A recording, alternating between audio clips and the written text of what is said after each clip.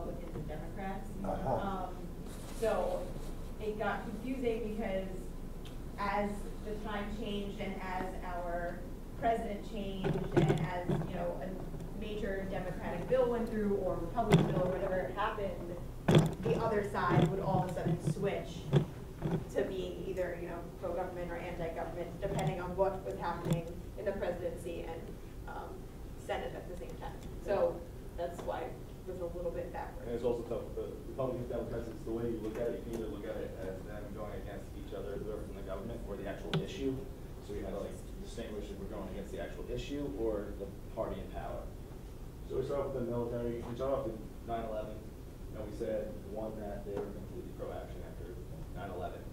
Makes sense, we were attacked. We said everybody, actually, to just make that really easy. All of our pillars, we said were very pro-government after 9/11.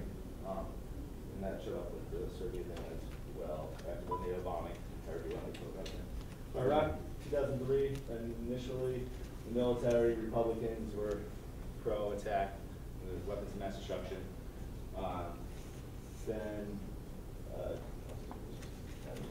And then Democrats, they were against the attack. They thought it was irrational, and along with the international community, thought it was irrational. We only had like Great Britain and a few coalition nations that joined us, or the UN did never give us permission to go in. We did it anyway.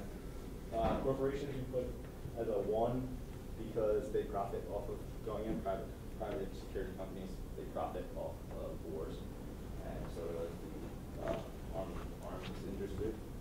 Religious communities we put in opposition to because it's a war. It's killing people. It's not just. Unjust war. Youth and students against it. Usually students are anti-war, unless in the case of 9/11 they will support it after that. Sure. Okay, so I'll just cover the next two. So our next two events were 2005 with Hurricane Katrina, and then we said September 2008 when the stock market crashed. So for Hurricane Katrina, basically the military, Republicans, international community, religious community, and Democrats were all basically pro-government at the time, the way that they handled it, but youth and students kind of felt that the government didn't handle it perfectly, and we said that corporations kind of remain neutral about it. And then in terms of the stock market, we had students, international community, corporations, and Democrats all being against the way that the government or whatever had acted to cause this. Although, stock market crash, nobody really is for that. And then we had the military and Republicans being for the government anyway, and the religious community staying neutral. Once you go involved with fiscal cliff, which is currently ongoing, military, put it through again, neutral, not too much. I mean, they have actually a lot of effect with the budget deficit question. The Pentagon's not happy about that. Then we have Republicans who were against what the Democrats were doing. Democrats were against what the Republicans wanted to usually put them at 5. This was one where you could either put at the issue, which nobody liked the issue, or you just voice the Democrats and Republicans against each other. Because that's what it came down to, a giant debate.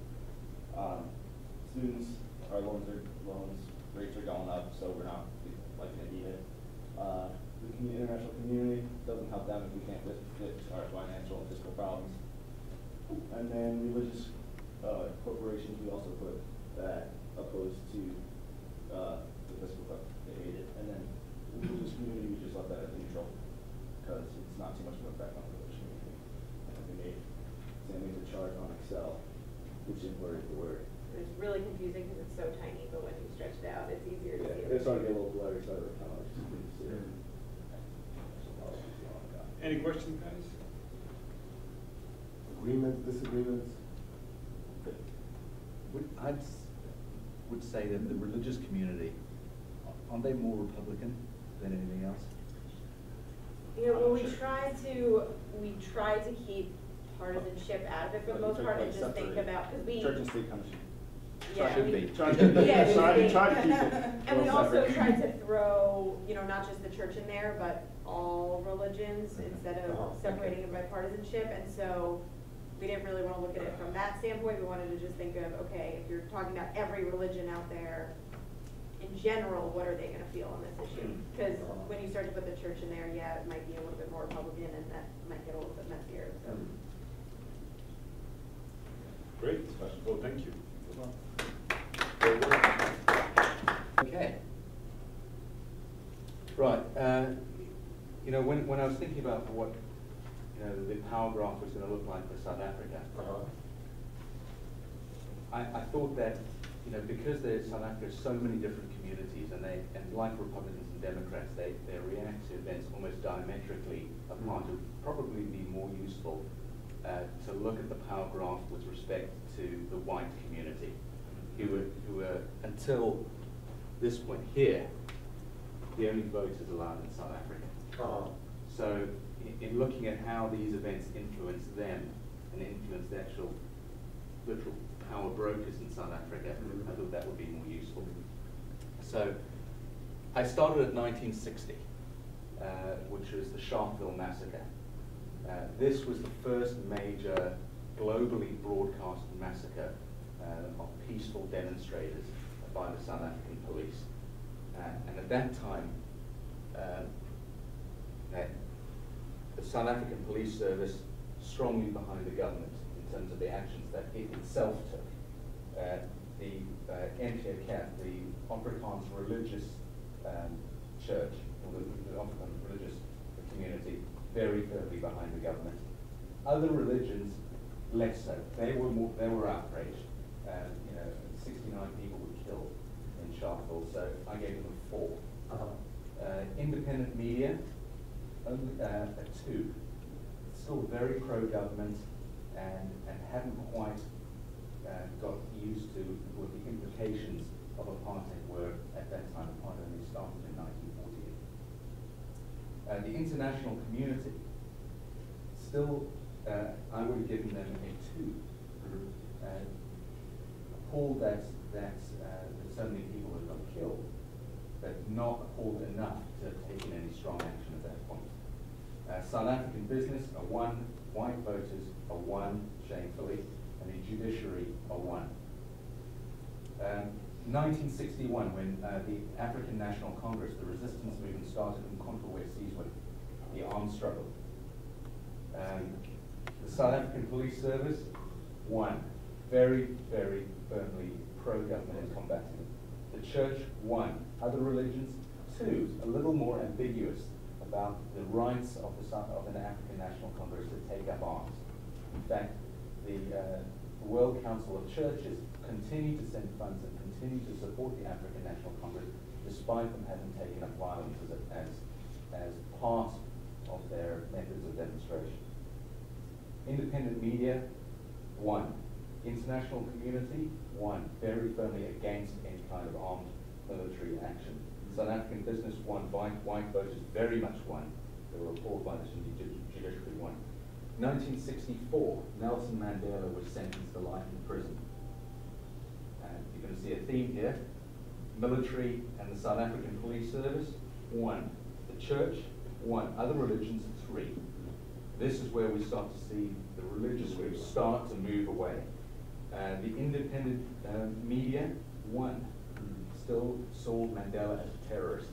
Just to set it in context, our friend Dick Cheney, as recently as the late 80s, was still standing up in Congress, labeling Nelson Mandela a terrorist. South African business, 1. White voters, 1. And judiciary, 1. Although the international community itself saw this as a 3. They hadn't quite got used to Mandela yet and his role in the struggle.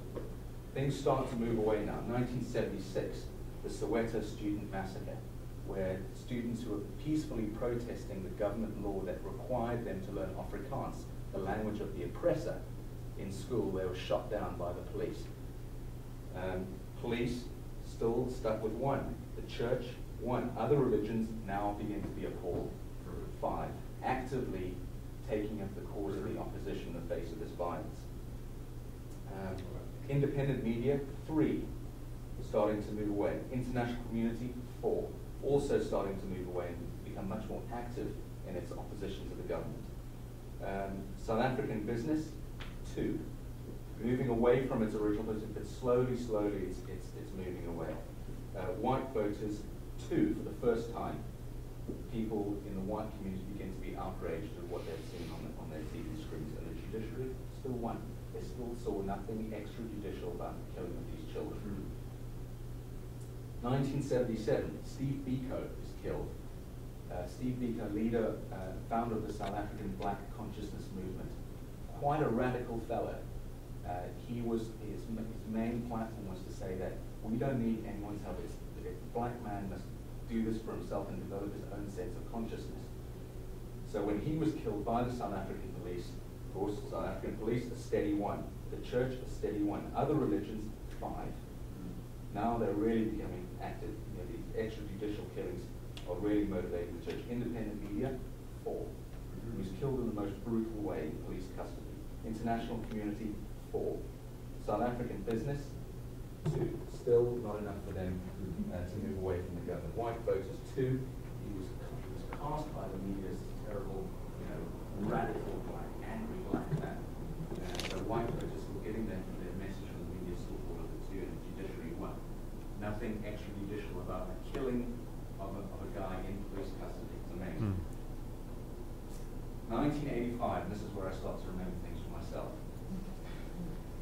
P.W. Botha, the state president at the time, was announced that he was going to do a big speech to the international community.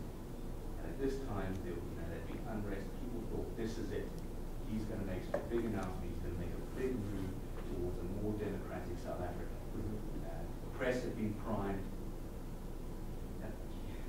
He got up there, he put his own speech away, and proceeded to lecture the international community on what it's famous finger wagging. You don't tell us how to run our own country.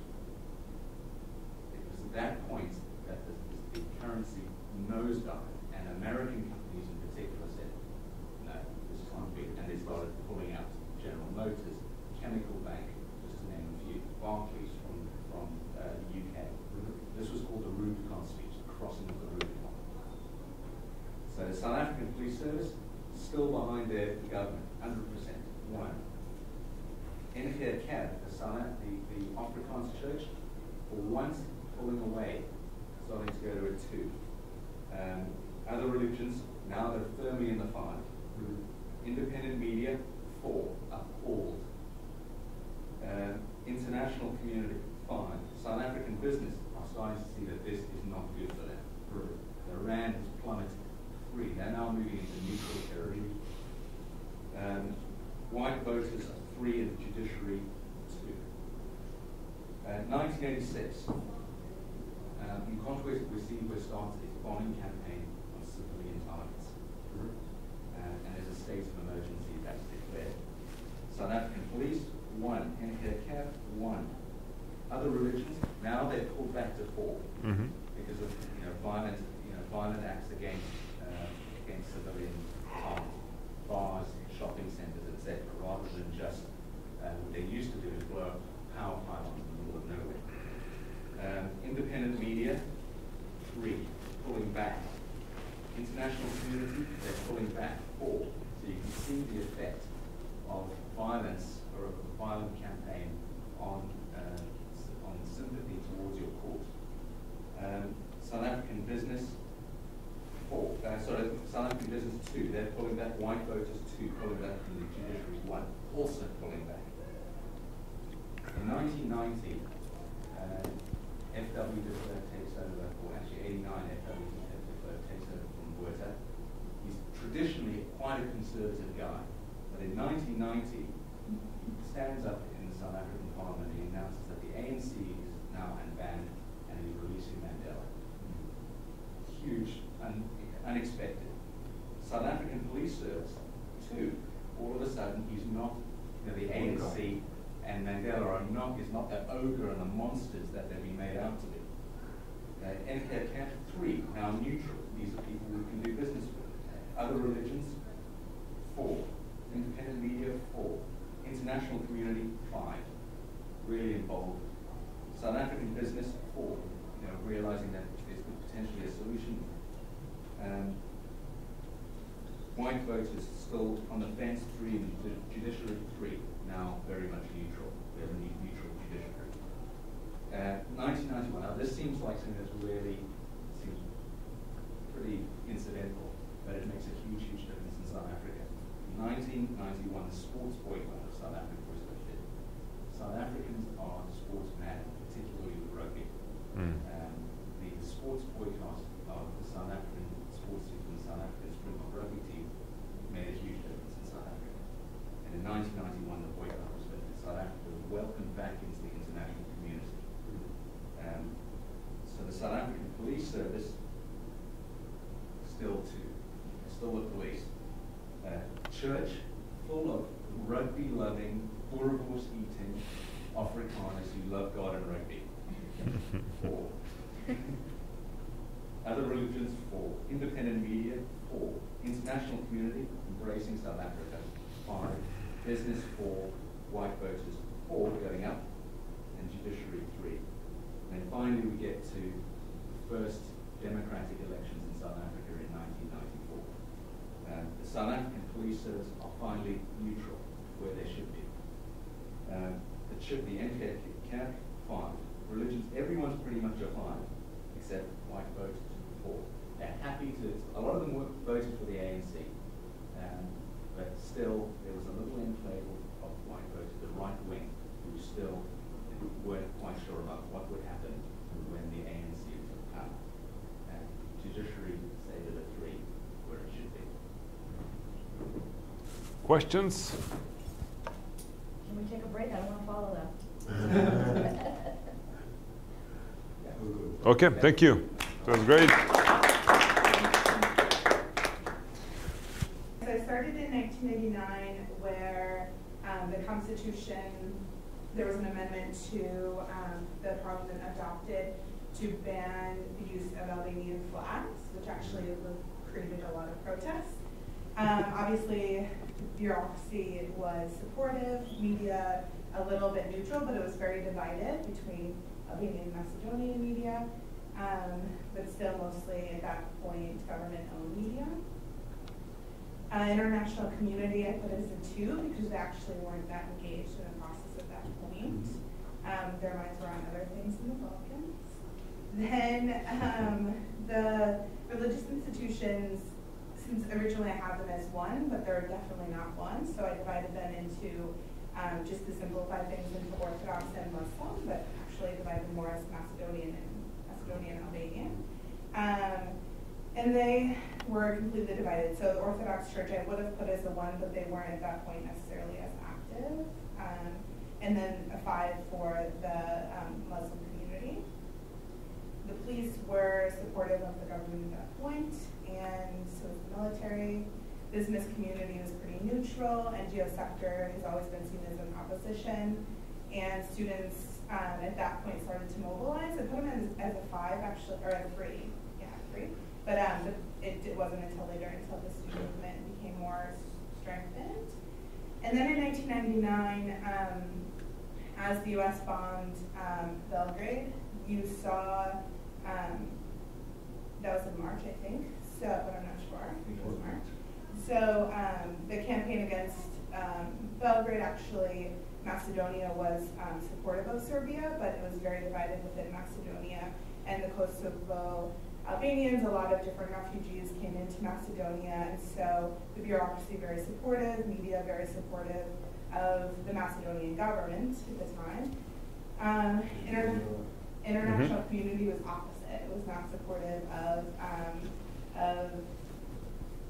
Macedonia or Serbia, obviously. Religious community as well as divided. Muslim community was very supportive of the bombings, protective over Kosovar Albanians, and then police, military were supportive of the government in opposition to the bombings. The business community actually at this point started to be a little bit more pro-opposition or pro-government, but also divided. NGO sector seen as an opposition. There were at least some rumblings of like peace activists during that point. They were anti-bombing, but also in the student movement the same. So in 2001, under So when the there was a coalition government formed, like a national unity government, which decided, and during this time there were a lot of conflicts and a lot of violent incidents, and so it kind of rallied people toward the central government, but also solidified the opposition within the country. These are all general statements. And then in later in 2001, the All Created Peace Agreement was signed, which was pretty supportive from within the community at the time, as you can see by the numbers, although people weren't necessarily mobilized behind it because they didn't feel as if it was actually, is that true? As if it was actually like a peace agreement that people felt was appreciative of, like the Macedonian side. They felt like it was a little bit more heavy-handed toward the Albanian side because of the strong international community involvement at that point. And obviously the pressures that came from the military interaction with NATO. So then I skipped to 2010 because it's more of a current day scenario of a prime minister who is pretty heavy-handed on media reforms. And by reforms, I mean limitations of media. And loves building. And loves buildings. So that's why I included this Skopje 2014 because it's actually like an initiative that he spent hundreds of millions of euros on that is building statues and like fountains. And if you walk into Skopje, you think that it's like a really wealthy area, I mean, it's not very pretty, but people think that because they spend so much money on this kind of material reforms. So in the beginning, I think when it was first announced in 2010, people weren't as they weren't excited about it, the average citizen, but the bureaucracy was supportive of it. They thought it was an image thing. Nationalism started to come up a little bit stronger. So the Macedonian population was more supportive of it, including the international community, which was kind of like in between. However, the religious community, as far as the Muslim community, was not supportive of it because there were a lot of religiously inspired statues and churches and rebuilding on the basic Macedonian tradition, Orthodox Macedonian tradition. And then you skip in, and then that's when you start to see the NGO sector become a little bit more involved and engaged in the political sphere. So then I talk about, so Gruevski actually, part of what, so this was one of his big initiatives, but this in fact expanded into his idea that controlling a society is partially, is externally completely hinged on the media. And so in 2011, he started doing heavy enforcements and restrictions, and there was an amendment passed to the law on broadcasting, which is supposed to regulate the media, and instead he added government appointees to weigh it in government's favor. And so that kind of turned the tide in both the international community support for Macedonia, but then also the media, which had a huge hand in actually mobilizing people. So then you can see that the NGO sector then turns to a 5, students 4, which would soon turn into a 5 as you get into June of 2011. However, the bureaucracy, since so many people are employed within civil service, kind of maintains a 1 throughout, although in 2012 it's moved, I think, to a 2, and potentially moving forward will continue to move toward opposition. That's it. Yeah. Great. Here's my little graph. Can you see that? Very simple. Yeah. Yeah, real simple. So this is my graph. It just kind of shows that one of the biggest ups and downs has actually been the international community, which has wavered on like what else is going on in the region and what is actually in our interest.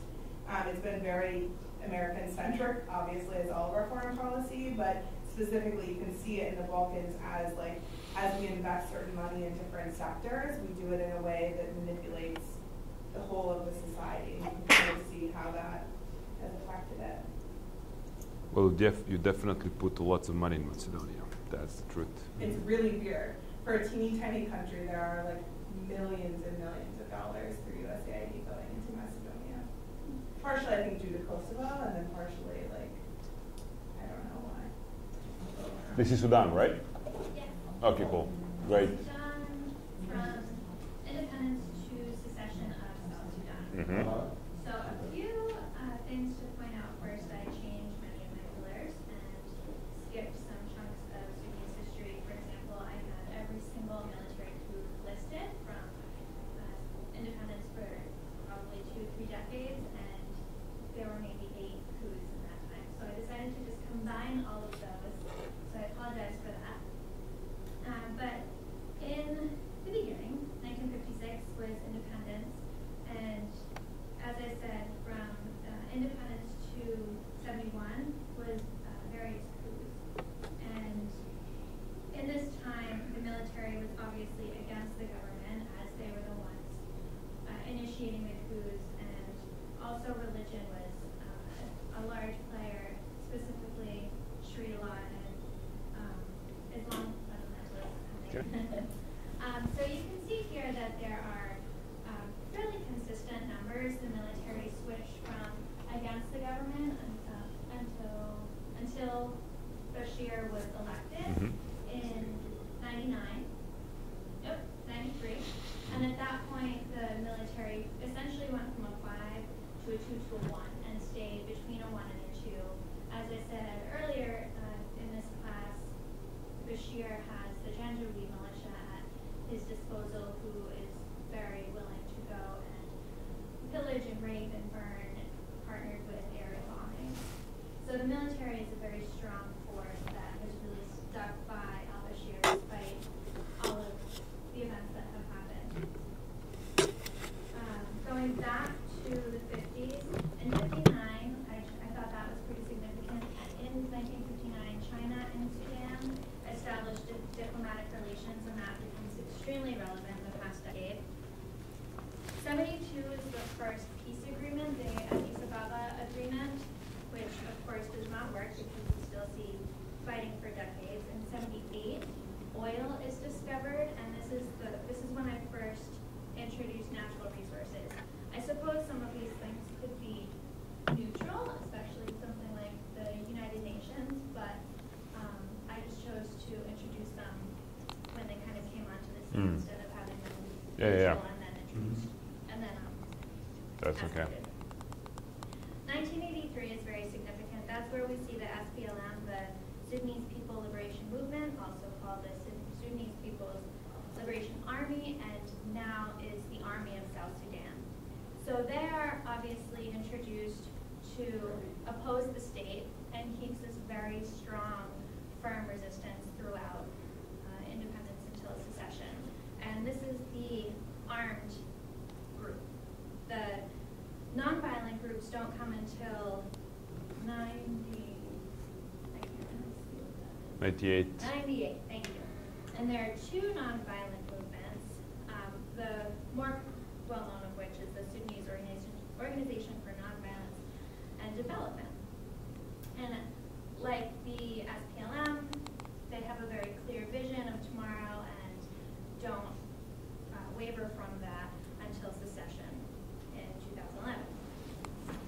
The first time we really see a shift of students and an engagement of students and a slight shift of some other actors and pillars is when the new constitution was voted on. 96% of the voters in Sudan approved the constitution under Omar al-Bashir, but shortly after that, just 1 year later, he dissolved the National Assembly and began a closer relationship with China, specifically exporting Sudanese oil to China in exchange for Chinese weapons, which were then used in the genocide. Just 1 year later, the elections were boycotted, and this is a time at which those pillars began to be pulled apart, and students really started rising up, and the international community for the first time stepped up and said, wait a minute, something's going on here, regardless of oil, regardless of anything else, an election has been boycotted and the president is staying in power. So the next year was sanctions, followed 2 years later in 2003 by the genocide in Darfur. Rebels, so-called rebels in Darfur, were rising up against the Janjaweed militias, and this really called the international attention. In this time, the military, unfortunately, was still strongly in support of al-Bashir's plan.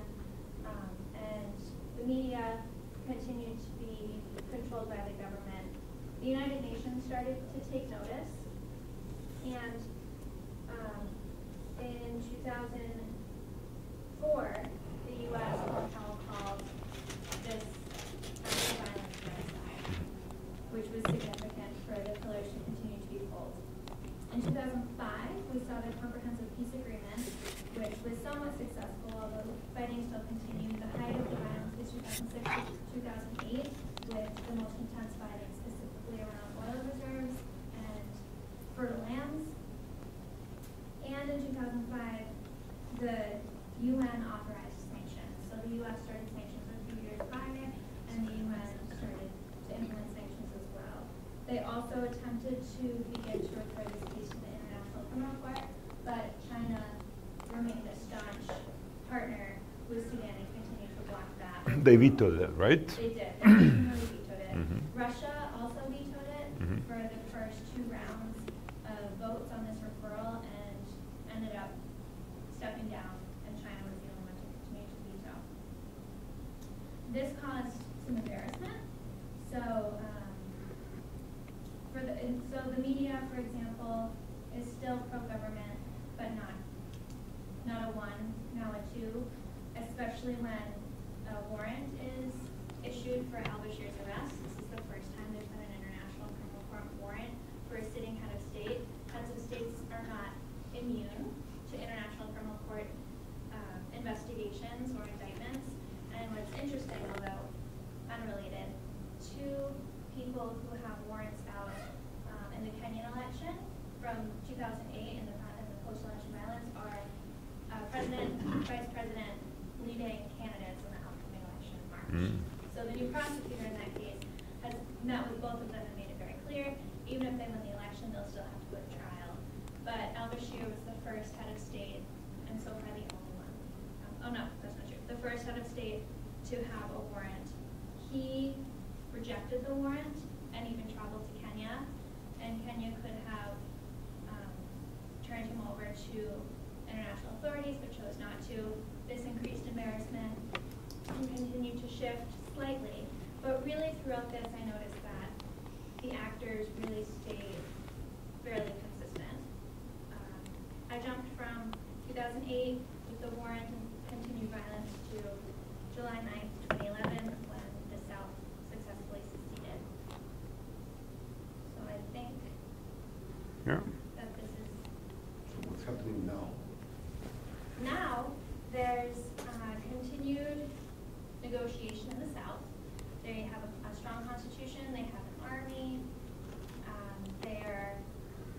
the whole country is still, I would say, quite fragile. North and South Sudan are quite fragile, and from what I understand, Darfur is still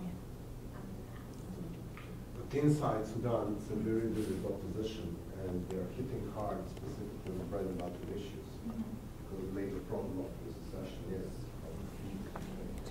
and Bashar is continues to lose popularity. And there was quite a big protest this summer. So the inside was Sudan. The situation.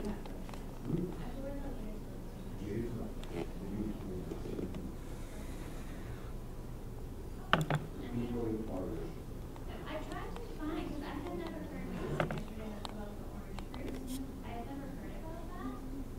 So could any of you get information from me about that? Absolutely. There is a youth movement called U.S. Student Organization. And if you go and take a look on it, they have a very good website basically in English. It's very easy for you to check out. And they were allying themselves with a few minor opposition parties and one labor union this summer. And after the food prices and fuel prices went high, they organized a series of protests which were basically bread and butter issues. In North Sudan? All over North Sudan. North. All over North Sudan. We're talking about North Sudan. And then for the first time in many, many years, Bashir was not carrying with one. He was using tear gas and rubber bullets, but nobody really was shot. Which means that he took the lesson of the rest of the Arab Spring, that maybe shooting the people who protest because of the bread and butter issue is not the best idea in the world if you want to survive in power. But basically this bread and butter issue seems to be the space that the opposition wants to go in the future. I mean, we're following Sudan, we know some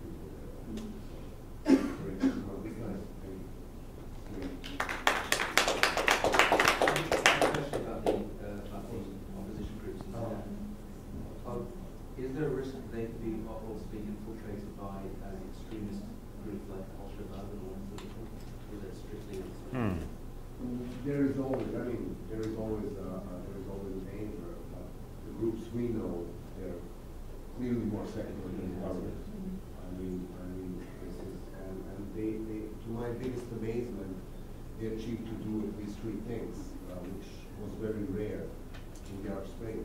First of all, they deal within the existing players. And you know that the majority of the Arab Spring uprisings was coming from outside groups.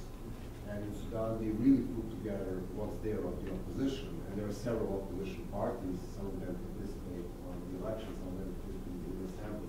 They're not particularly strong. But they made student groups, political parties, and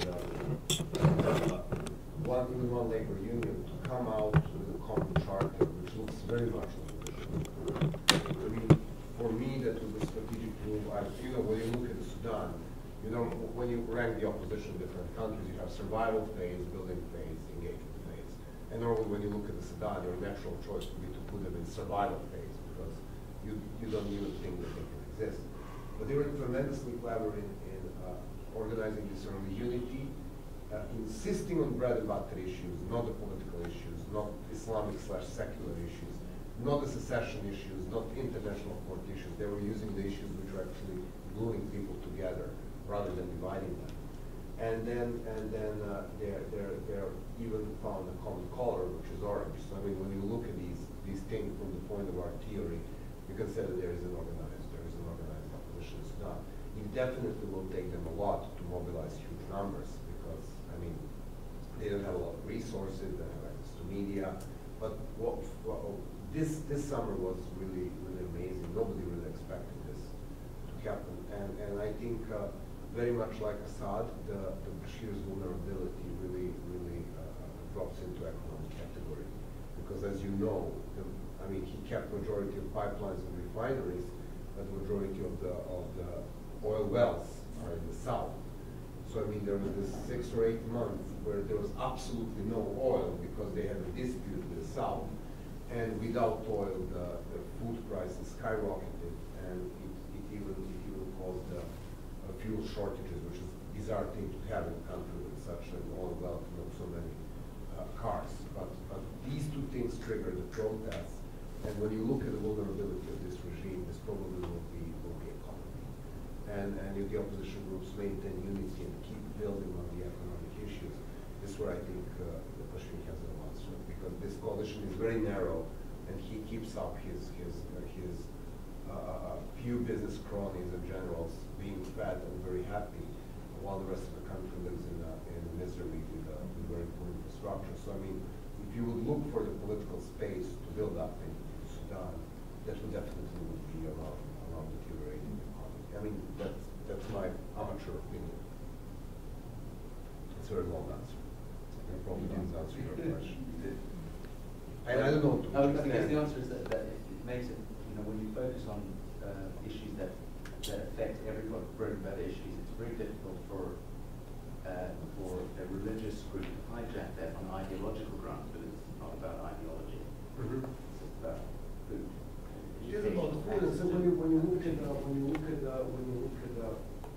Sudan, basically, nobody really thought that there would be any kind of the opposition, and very unlike the majority of the people here. I actually think that, especially after the ridiculous decision to release squad generals a few months ago, international court loses a huge part of its credibility. And if you cut the way out to this type of bad dictators, what you can expect from them is not that they will run to surrender to the court we had, but to stay there forever until the bitter end. And that unfortunately increased the price for the population which is living here. So I mean, it's very tricky position when it comes to the pressure. But basically, as you said, I mean, the more you push from the outside, the more people rally around the leadership. So I mean, it really makes some sense. Okay, so we decided to do something different since we chose China, and there's such little information and stories coming out from there. We decided to do our timeline based on a year instead of years. So it's Tiananmen Square massacre. So we went. The protest lasted 7 weeks. It started on April 15th. It came to a head on June 3rd when the tanks rolled in into the square. So our chart starts on March 15th. That's a month before the protest began. And then it starts when the beginning of the protest where a couple of students started, camping out at the square. And then it goes into the 7 weeks, and then it goes into when the tanks rolled in. And then at the end, it's 3 weeks after the massacre, and then it's a year after the massacre, just to show you the apathy and the feelings of the police, the bureaucracy, educational system, which is the teachers, media, which is state-owned, business, students, which are at the center of the protest, of course, workers and international community, meaning the outside world. I remember it was such a big deal. It's the first time I think local news carried international news. I know it was a huge deal. If it breaks into local news in America, it's a big international story. So it registered with me. There's one more thing I wanted to say. What else? WhatsApp helped us. So WhatsApp helped us. So I stand by its accuracy.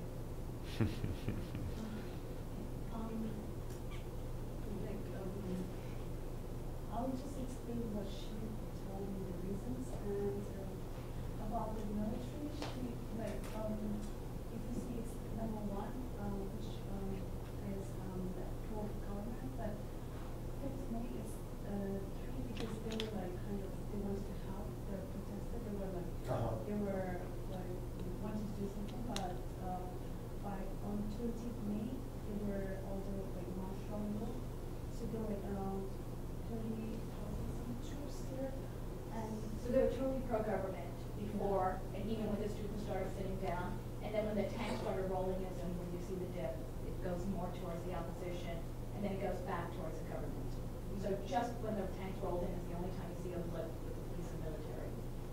same with the bureaucracy. It's there are few people who are also the police. They wanted to they sabotage the protester. They wanted to help. However, there were also hustling in the government. So it's back to number one, number two. So it's totally pro-government one, before the protest, the start of the protest, and then again, when the tanks roll in is when you see some movement and they go pro-opposition. And Education system. right.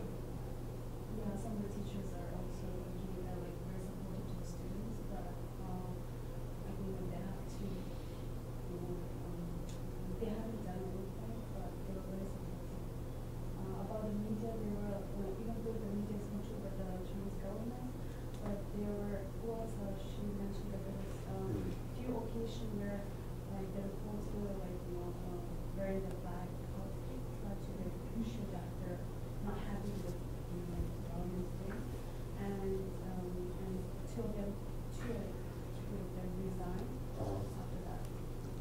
She said that when the tanks were rolling in, the only way they got the footage of the tanks rolling in is one or two reporters disguised themselves, went out and got that famous image of the guy standing in front of the tank.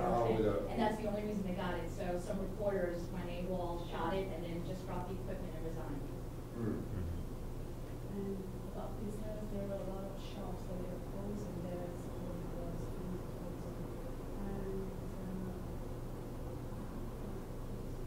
And in the international community, it went from neutral a month before, China's China, neutral opinion, and then it went all the way to 5 down the road, even a year later.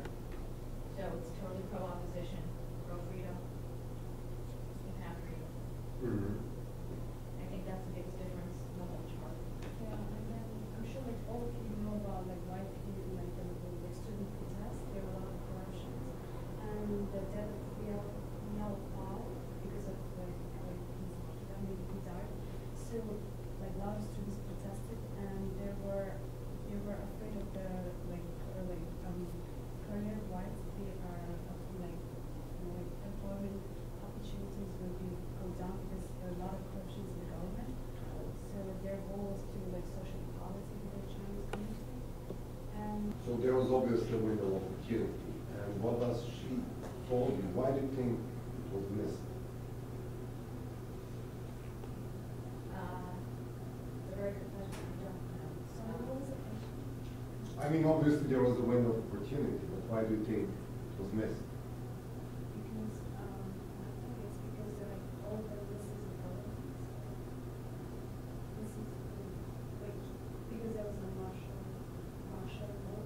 But basically, there was a negotiation point where, I mean, so we were mentioning this yesterday, and I really, I mean, this is fantastic. Yes, it's like you need to know. There is very similar situation in Burma, and there is a documentary which you can download it in free from the net, which is called BJ Burma, and it tells about the Saffron Revolution in 2007. And there is this moment where we have this monks coming out, and the students coming out, and all the masses on the street, and they gather, of course, in front of the Aung San Suu Kyi house because she's in house arrest. And it's a citizen journalism, so you can really see people taping from their hand camera, and they export that to Thailand, and then it goes to the global media. And one camera sits in the house of a guy who is getting all this material, and he keeps talking to the people in the street. There is this fantastic sentence where you can learn, unfortunately, from the failure, the whole philosophy of the nonviolent struggle. There is this guy who says, okay, we have about 100,000 people on the street. Let's wait and see what the military will do. Which is like, you know, you gain this big momentum, and then you do the goddamn thing. Then you don't wait for your opponent to regroup, relocate, and do the things back. Very similarly, when you look at the Tiananmen, and of course I'm no means expert on Chinese history or Chinese political movement, but we met with the people who were there, and they kept assurance that student leadership was negotiating the solution with the government. And then the government was ready to do certain concessions, but then the students were just standing on this big balcony, and they just thought that they're doing fine, and they need to keep the pressure. And then instead of negotiating agreement with the government, potentially proclaim victory, and the first victory for the Chinese movement ever, the tanks came all the way from Manchuria and slaughtered them. And what is very interesting in this story, when you talk to the people who were there, they will tell you that the military troops which were used in the crackdown were not from that part of China, and were not even the same race. I mean, they were even different Chinese people. And yes, I mean, all the way from Manchuria, because they wanted to create this social distance. This is very, very interesting. And when we were protesting in Belgrade, it was never Belgrade police who were hard-handling the opposition. It were the policemen brought from another part of Serbia, and basically people who were kept in barracks and brainwashed. So they really thought that they were dealing with, you know, CIA-paid mercenaries and not Belgrade students. While the Belgrade police was very sympathetic to us, and they would always tell us, you know, so if you go that way, there will be this brigade which will, you know, beat the hell out of you. So, you know, avoid that fact. So we would cooperate with the Belgrade police. So, I mean, when you look at these momentum, there was this momentum of negotiation. And from all that we know from Tiananmen, there was a slight little window of opportunity to come out with a negotiated solution, which will reform in part of the educational system, end up with some corrupted officials, just if you keep the political system intact. So that was the offer which they had on the table. And if they would cleverly accept this, proclaim the victory, and get the hell out of there, around 15th of May, the movement in China would be very much alive as we speak. Instead of that, we had like 20, 25 years of vacuum. And then, as we learned yesterday, a little bit of the new organizing back there from 2010. But this is typical, I mean, this is a very interesting thing, because even in your graph, you can see that the momentum is there. And I mean, that's the good thing, because you can see the momentum is there, and then they just missed the momentum. So this is one of the grand lessons learned, is that you pick the battle you can win, you must know when and how to proclaim the victory, and get a hell out of it. Because, I mean, if you stay a little bit too long, there may be tanks waiting to come in and do the crackdown. So I really love this. It's very graphical. You can see it on the screen. Any other questions? Sorry for interrupting your graph. That was great. Okay. So for our country, we chose Venezuela, and so we will all go in So the first year is 1999, the year after Chavez was elected, and then in 1999 floods happened, and then a new constitution was adopted.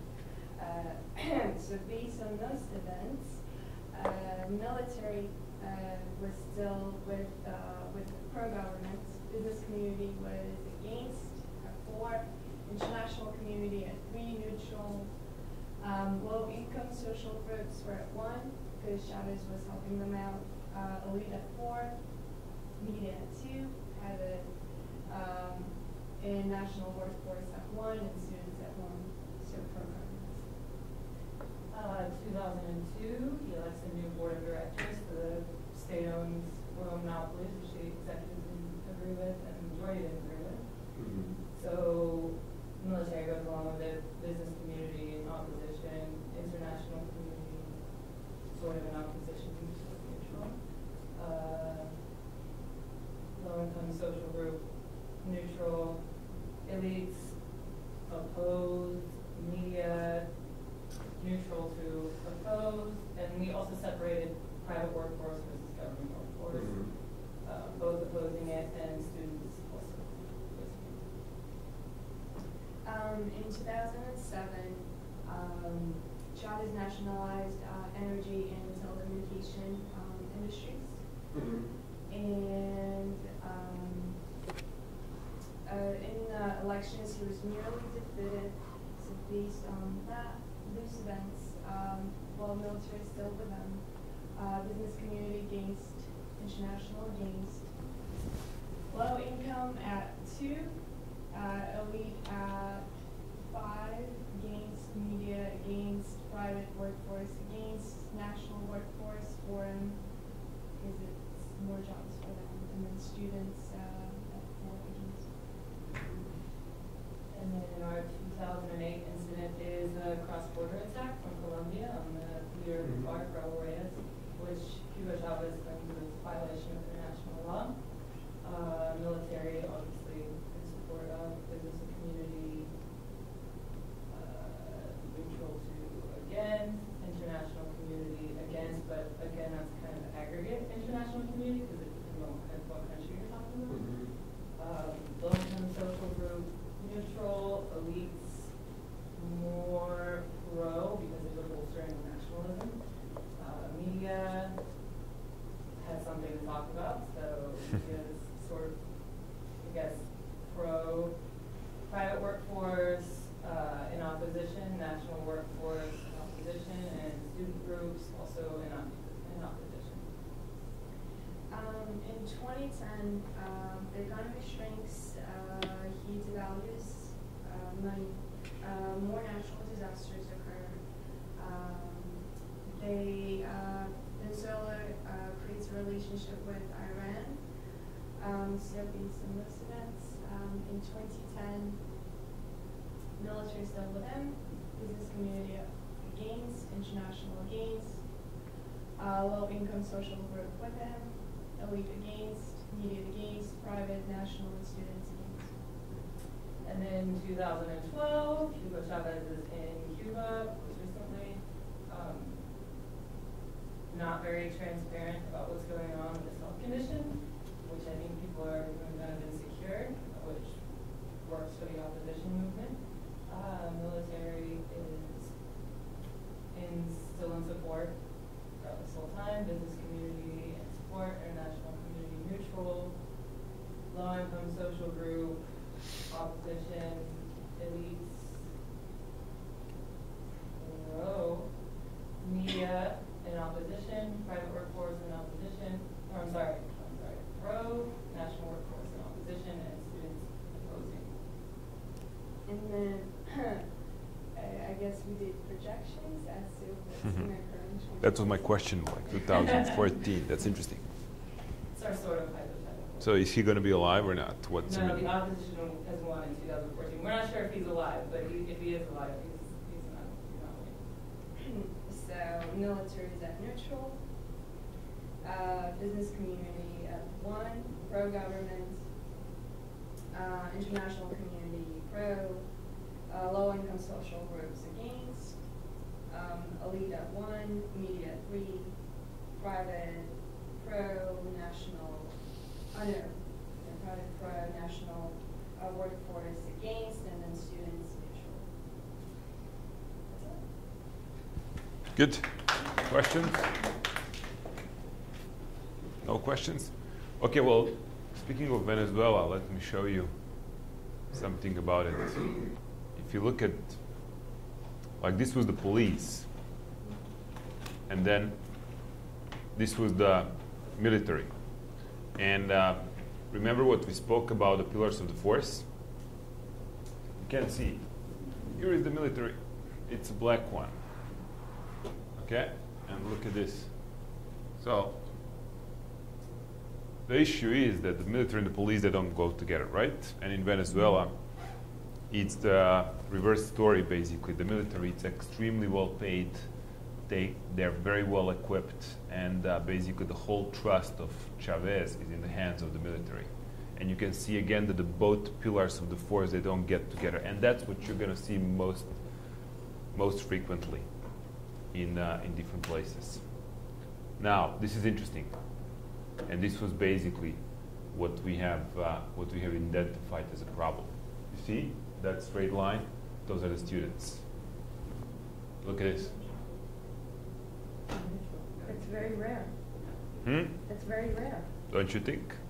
Yeah, I agree with you. They have a lot of like little protests. Well, very rights small, but basically only the youths and the students which were actually close to the oppositional political parties, those who basically lost elections against Chavez, and those who were on the other side. But in in favelas and like Polisario, like nothing was really going on. And so if you remember, then in 2006, what happened in referendum, right? That was the first time that Chavez got actually defeated, if you remember. And I don't know, if you go to YouTube, you'll see that he's going to be just explaining that the fist is imported symbol from Serbia, that it's being CIA who brought it from Serbia all the way to Venezuela. And I don't know Spanish, but he was saying like a molto simbolo, like the same symbols.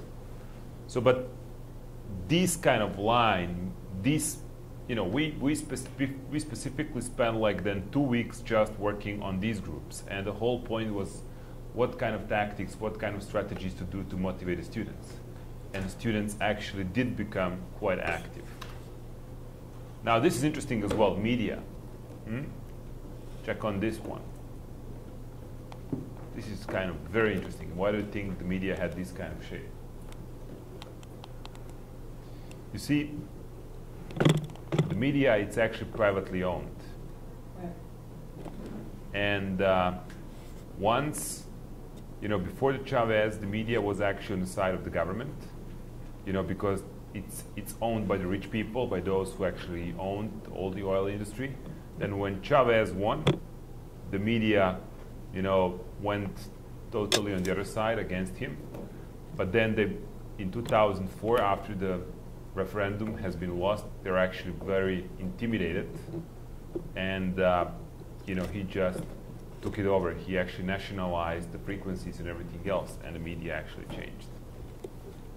He took it over. That's it. So now, and this is basically nationalized media and telecommunication. Yeah. That's basically what caused them to change the orientation. Now, and look at this green one. That's, you see, this is the church. So the church is an interesting story. They basically used the churches for the meetings. The opponents of Chavez are still using the church, and they're using the processions and the church gatherings and the mesas, for the opportunity to basically send a message.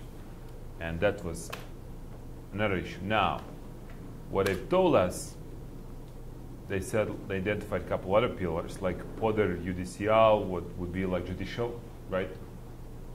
Judiciary. And then this is the electoral. You can't see it, it's a black one. But look at this.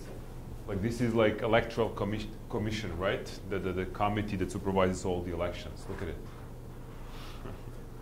So these guys were heavily infiltrated by Chavez. So they've been basically doing whatever he was telling them. So that was speaking way too much, because usually these people should be over here, right? Neutral. They should be like, totally neutral from both government or the opponents. They should be like objective. And look at them. They've been actually, very neutral, and then they just went against Chavez, and then he kind of instituted some personal changes, and they're actually here, which means they worked for him. So I'm guessing that since 2004, that black line hasn't moved from where it is now. It hasn't. In 2006, yes, for a while, but then it went back. Because this has been done in 2004. 2006, remember, that was the first time that he actually, because he repeated again that referendum and won afterwards, but in 2006 he was defeated.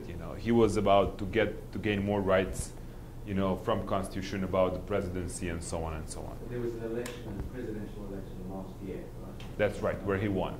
So I'm guessing that It's gone back again. It's gone back again. Yeah. Lots of his power, lots of the sources of his power, it's coming actually from those guys.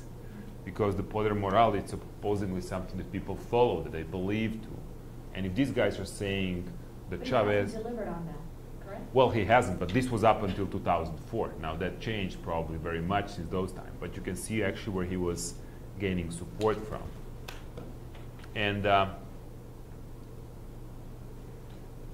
these are the governors and the mayors. By the way, you know that in Venezuela, there have been numbers of the assassinated governors and mayors, and these local elections in Venezuela have been always a big issue. But interestingly, these guys have been very much neutral. And what does that tell you? What does this mean? Once you have the governors and the local mayors like this, what does this position actually naturally belongs to? To whom? What did we say? Who's mostly neutral? Military. Business. So these guys are basically, having their own kingdoms, right? They're like dukes within their own, villages and regions. So they don't care what's going on the other levels. They basically run their own things. That's very common though, right? I mean, in this, at like local level, people are more neutral, or like, unless it's super political. But I'm just showing you that this actually says a lot. Like you can actually get really sense of what was going on in the country. Now the National Assembly, like representing the, the MPs and everything that was going in. I just wanted to show you one thing. Okay, so this is very interesting. Look at this. This is the labor unions. So look at the labor unions. The labor unions were apparently against Chavez. And the question was, like, why? It's kind of, it's not really, if the the intelligentsia was on the other side over here, and then why do you have the labor unions over here? Oops, what happened? Could you see this? No, look at this one. Another, real wages were going down, but the stock market prices were going up. So maybe. But look at this. This is the black line. It goes from here, you see, all the way here, over here. Parties too? Yeah. Those are the political parties. So you can see basically that labor unions have been heavily infiltrated by the political parties, you see? And over here, and I basically asked these guys what happened over here. And they said elections, and the guy from the oppositional political party became the leader of the labor union coalition. So that was obviously something that, and why were the labor unions dominated by these guys? Remember, like the rich guys, the rich people, own the oil industries, and they've been controlling the labor union because that has been in their interest, right? They wanted to protect their own interests, and that's why they've been always putting lots of effort in controlling what's going on in the labor unions. Now, so, well, I have plenty of these, so if you guys are interested in any of the countries, I can actually, share it with you, and you can see how it actually works. But so this is the tool that basically gives you the idea of understanding what's really going on, and it's easier really to understand what was happening before. And as you two did it actually does enable us to really forecast something that might happen in the future. Just think of the Iran as well, as I said. Like small windows of opportunities are actually what we are looking for. Now, in the essence, just to remind you on a couple of things which are really important and crucial for this course. So if this is the neutral,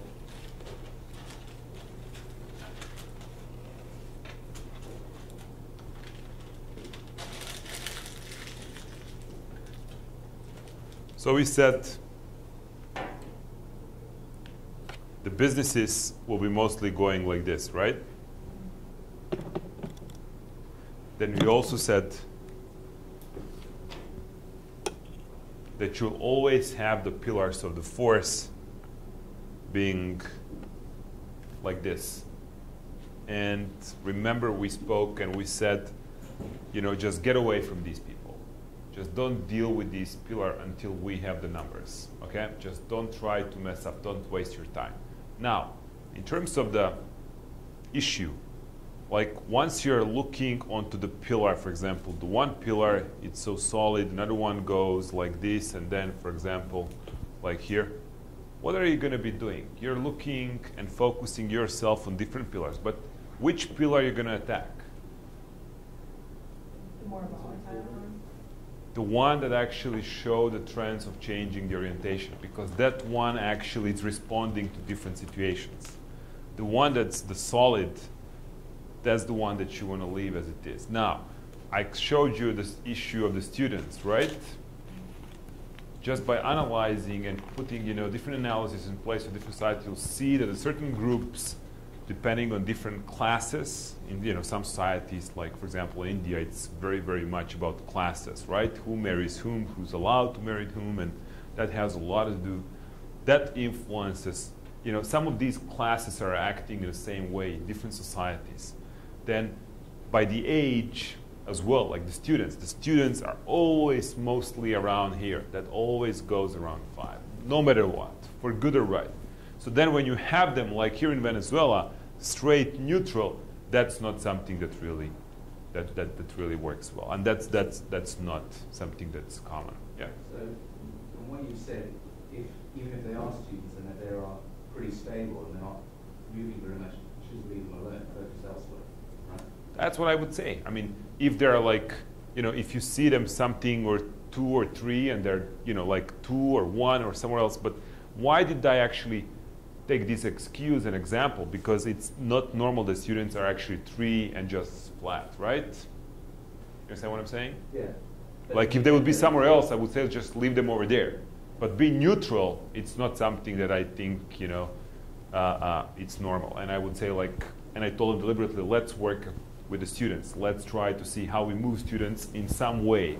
If they're flat, it doesn't matter, but just move them somewhere, okay? But otherwise speaking, the other pillars, I would say, if you have them like solid like this, just leave them because they're very, very difficult to change. Something about those loyalties of the people within this pillar, it's very difficult to win over. So just don't bother with that. You know, focus on those which are more volatile. But by virtue of the fact that they're students, they should be, you know, they're an exception.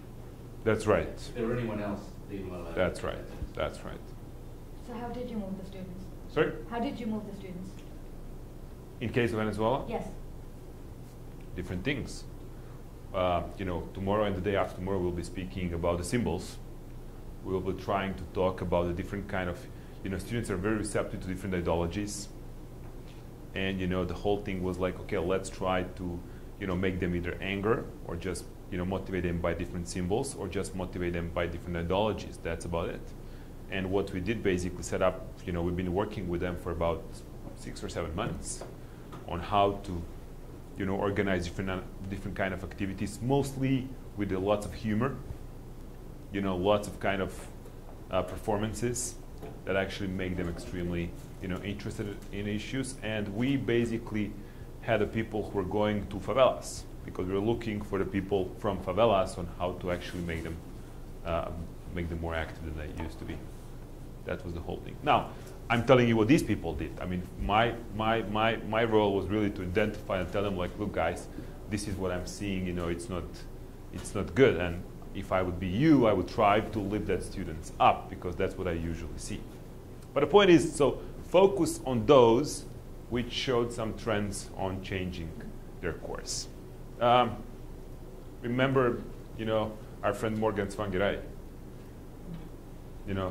Once you're really talking whether I should protect my people, the issue is, do I actually believe that I have enough people to stand by me? If I do, then most likely I'm going to influence some of the loyalties of these pillars of the force. That's very important. I know the person who wrote the PhD dissertation on that issue. Speaking of the pillars, some pillars you'll just notice that they show up during the time. Sometimes they just show up. They did not exist before, but then suddenly they are there. Like international community does not play, for example, big role maybe in Germany. But if, in German society, you have some outreach of the fascism or fascist groups, of course international community is going to show up, right? So just think of different pillars not being there stable for a long time. Maybe you have them at some point, and they're not going to be there for good. So that's about it. In the essence, how do you measure when you get these numbers to figure out that the students aren't participating or whatever it is? Where do you get that measure from? Are you measuring the percentage of people that show up to a rally, or how do you know that it's? Look, I mean, usually these measurements are coming from where? From media, right? You get from media the sources of what really happened, and then you see what, if you just scan some period of the time within some site, you see who was the most active, and that's, I told you before we did the exercise, don't bother with whether it's accurate or not. Basically, from your perception, from the trends, you'll read which groups are the most active, and that's how it actually goes. Basically, these kind of paragraphs have been surveyed on much, broader part of the, much broader number of the people. Now, if you ask me statistically whether it's quantitative or qualitative method, well, look, my thesis advisors asked me that on my my thesis defense, and the whole strategy on my side was like I knew I had like 15 minutes of talking, plus 5 minutes for the questions. I was talking 37 minutes until they threw me out of the classroom, and so they had no time to ask any questions. Now, honestly, I believe that these analyses work better the more people you question, the better results, of course, you get. But now, could you get this perfect sample of the people that's, for some experts to measure, like what's, PVT, parallel voting, tabulation, and so on. Now, but the tool works. The tool will give you the ideas. What we recommend the activists in the field is really to try to do that after some period of time. You just try to do it. Just evaluate where you are today, relative to the same time last year. Just try to see what really happened. Like try to see whether you succeed in shifting some of these pillars up towards your way. Okay, so should we have a short break and then into the methods and mechanisms? Cool. So